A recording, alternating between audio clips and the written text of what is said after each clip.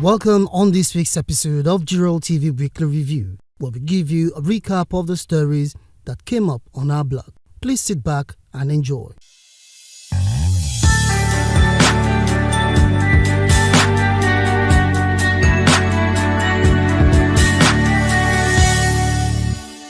Ekiti State Governor Mr. Biodun Oyèbánjí took a major step towards the production of a film about the famous Ekiti Parappa War.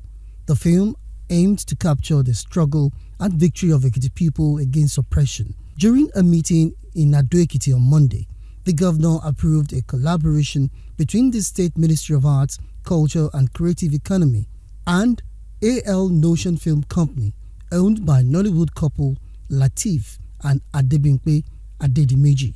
The governor stated that the film will tell the story of the war in detail and will be a world-class production. The project, fully funded by the private sector, was to be led by AL Notion Film Company, known for producing the Lishabi epic movie. They worked with a team from the Ekiti State Ministry of Arts, Culture and Creative Economy, led by the Commissioner, Professor Razaki Ojubakare. Adebimpe Adedeji, who hails from Jiroltv, and her husband expressed excitement about leading the project. They promised to give it the best and assured that the output would be top-notch. The film is expected to use Ekiti towns and villages as major shooting locations and involve many talented artists from Ekiti and beyond. Moving now to Tuesday, Governor Biodun Oyèbánjí continued to drive agricultural transformation in Ekiti State. He prioritized food security, livestock productivity, and economic growth. He flagged off the anthrax vaccination exercise to prevent disease outbreak in livestock. The Permanent Secretary of the Ministry of Agriculture and Food Security, Mr. Ebenezer Babatope-Ojo, who represented the Commissioner at the event, emphasized the government's dedication to animal health and farmer prosperity. Through the LPRES project, the state provided 100,000 doses of anthrax vaccines free of charge across all 16 local government areas.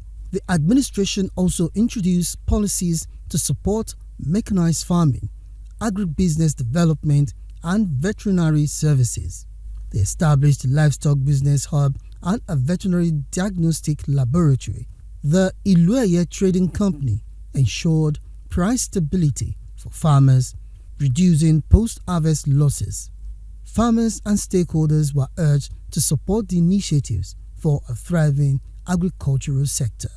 The Ekiti State Bureau of Asset Management, led by Director General Temitope Oni, held a roundtable engagement with artisans associations on Tuesday.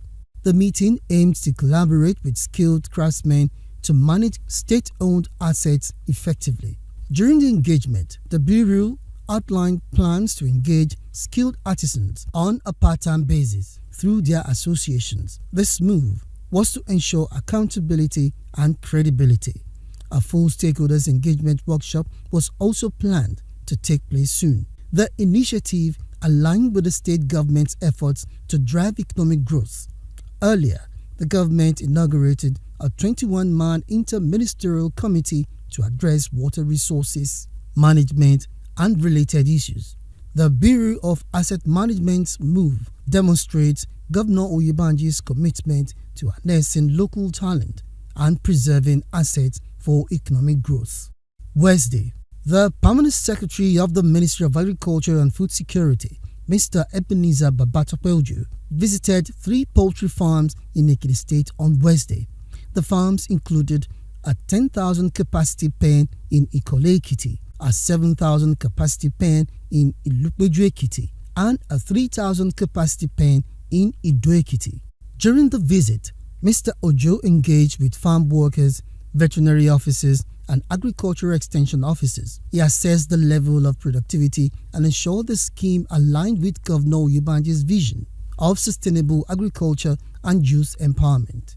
The poultry scheme aims to create direct and indirect employment for young people in the state.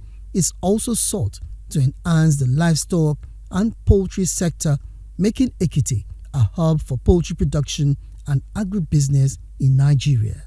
Thursday, Ekiti State presented its 2025 budget on Thursday, valued at 375.7 billion naira. The budget tagged Budget of Sustainable Growth and Shared Prosperity aims to consolidate past gains and address critical infrastructure and human capital development needs.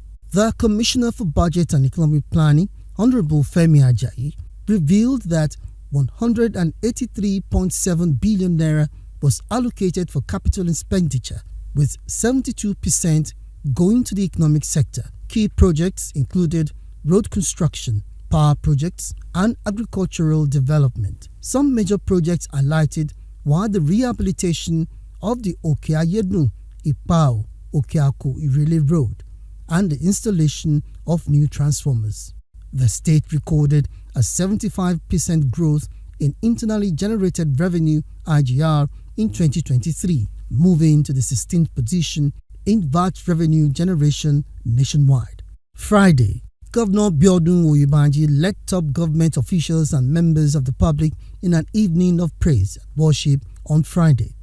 The event, held at Jibo Hall, Government House at Ado-Ekiti, was attended by the Deputy Governor, the First Lady, and other senior officials. The governor encouraged the people to commit everything into God's hands and trust Him for perfect control. The First Lady, Dr. Olayemi Oyèbánjí, performed a special rendition of "My Help Comes from the Lord," which energized the atmosphere. The state started the year with an interfaith Thanksgiving service on January 2nd and ended the month with a praise and worship session.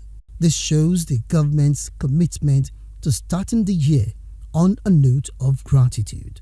And finally, for the week, Ekiti State recorded a significant reduction in its debt profile, as revealed by Mr. Yinka Oyebode, Special Advisor to the Governor on Media and the Chief Press Secretary. He stated that the state's debt reduced from 117.1 billion naira in December 2022 to 56.2 billion naira in September 2024, a 56% reduction.